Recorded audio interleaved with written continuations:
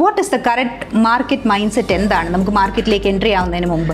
നമ്മൾ മനസ്സിലാക്കേണ്ട കാര്യം വളരെ മിനിമലായിട്ട് ഒരു മാസം 2, 3, 4, 5% അതായത് 1 ലക്ഷം രൂപ ക്യാപിറ്റൽ ഉണ്ടെങ്കിൽ 2%, 2000 രൂപയോ 3000 രൂപയോ 5000 രൂപ അങ്ങേറ്റം ഉണ്ടാക്കിയ സേഫാ, സൂപ്പർവാ. എൻ്റെ ടാർഗറ്റ് അതാ.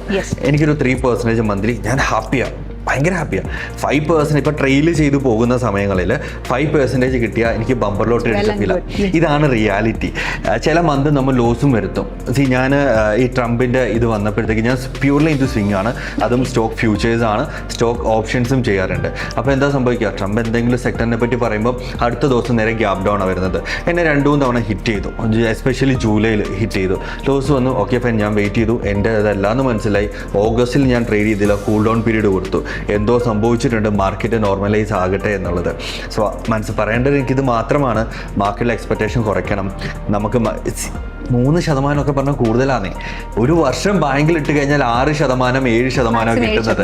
ഇതാണ് റിയാലിറ്റി. പക്ഷേ ഇവിടെ വേറെ റിയാലിറ്റി ഉണ്ട്.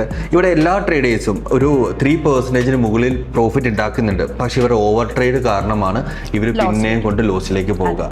എക്സ്പെക്റ്റേഷൻ കുറയ്ക്കുക, റിയാലിറ്റി മനസ്സിലാക്കുക. 1 രൂപ ഉണ്ടാക്കുന്ന പോലും കഷ്ടപ്പാടാണ്. ട്രേഡിംഗ് മറ്റുള്ള എല്ലാ ജോലിയെ പോലും തന്നെ പാടുപിടിച്ചൊരു ജോബ് തന്നെയാണ്. Investment in securities markets is subject to market risk. Read all related documents carefully before investing.